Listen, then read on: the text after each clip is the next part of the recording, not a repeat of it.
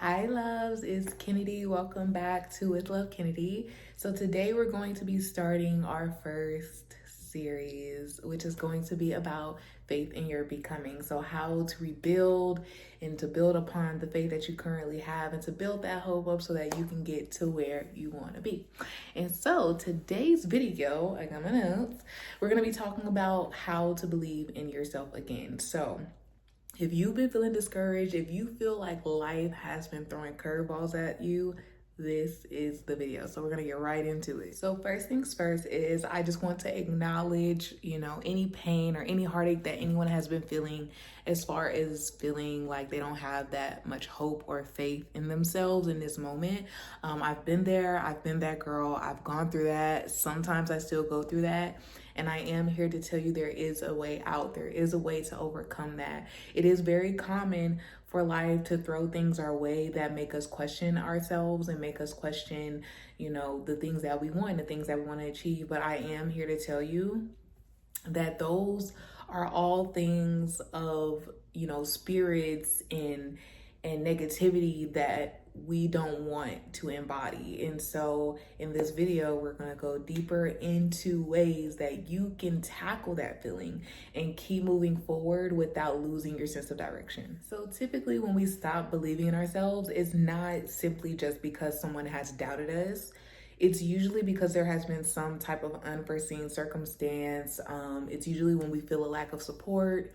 It's usually when, someone loses a job or loses a partner or, a loss or grief, like whatever it may be. There are several of things that play into why we begin to lose faith. And I am here to also acknowledge, like, as someone who is a Christian, like, it is very hard to always like keep that high faith. And like, I can go to the Bible every day, I can watch a sermon every day, but that doesn't mean that it's just simply easy to replace that feeling or that spirit. And so there are many factors and elements that play into the shift of belief and self-belief that you have. And again, I am here to reiterate that that is very common. You are not alone in that feeling. And there are many people that feel that. And the fact that you are watching this video, acknowledging that, says a lot about like your self-awareness and where you see yourself going and where you're headed. And I am here to tell you the truth about rebuilding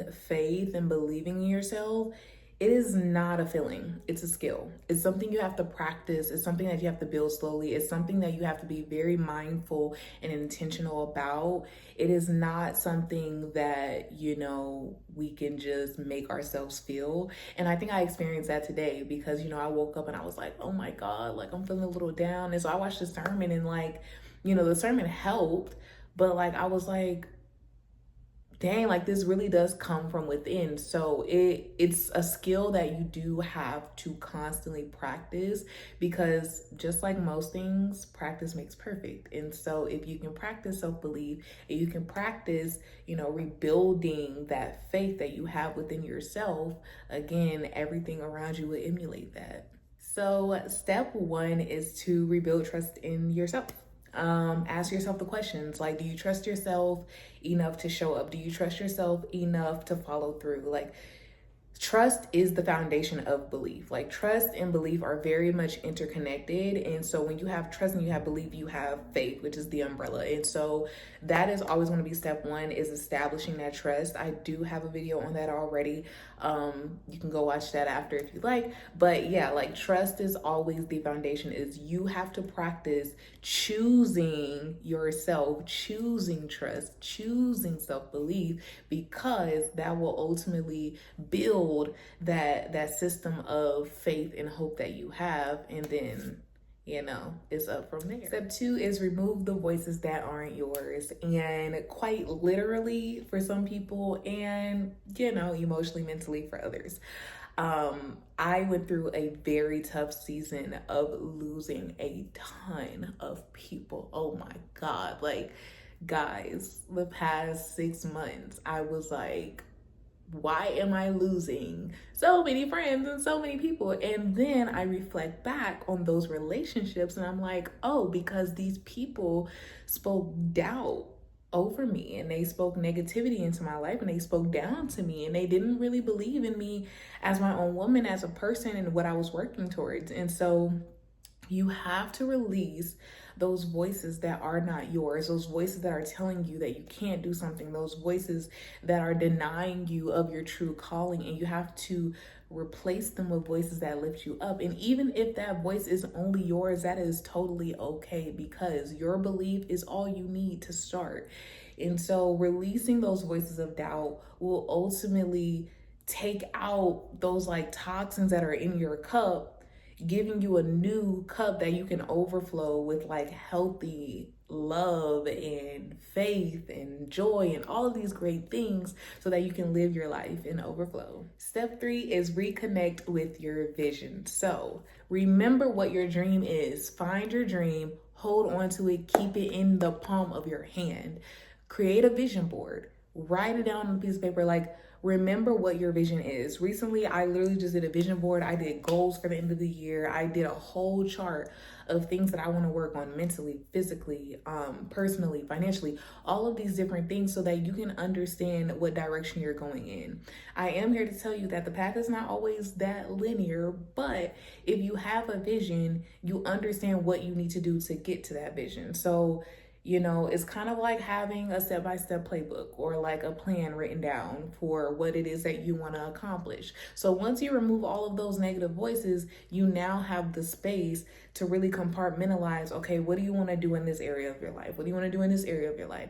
And you can actually put it into action and create a game plan to make these things come true for yourself. Step 4 is make believe a daily practice. So you have to constantly choose yourself. You have to constantly be disciplined. You have to constantly build momentum. You have to be gentle with yourself. You have to speak kindly to yourself. All of these things play into your practice of believing in yourself. So even if it's a small thing, even if you don't have anything planned for the day, what can you do that can implement some extra pouring of like good faith into your cup? So for me, today I didn't have anything planned. Today I was like, I'm gonna watch a sermon, and then boom, that small win that I gave myself turned into me being like, oh, I'm actually going to film content. Oh, I'm actually going to work on this. Oh, I'm going to work on that. Like, when you make those small wins, they turn into bigger wins each and every time, because you're gaining momentum. You're building that momentum to constantly work towards your vision and your goals. And when you're building that momentum and you're working towards your vision and your goals, you're building that juicy good faith that you want and need to have for yourself. And so as I bring this video to a close, I will love, and I am glad to reiterate that you are not behind. You are not lost. You are headed in a good direction. You are here, so you're headed in a good direction. And whatever you do, keep building your faith. Keep working towards your visions and your dreams. And don't let anyone tell you that you cannot do something, babes, because you can. This is your world, and we all just live in it, okay? So that's all for this video. Thank you all for watching. Share this video with someone that you know needs it. Again, this is week 1 of our 5-week series. So I will see y'all in the next video. I love you all. Keep glowing, keep growing. With love, Kennedy.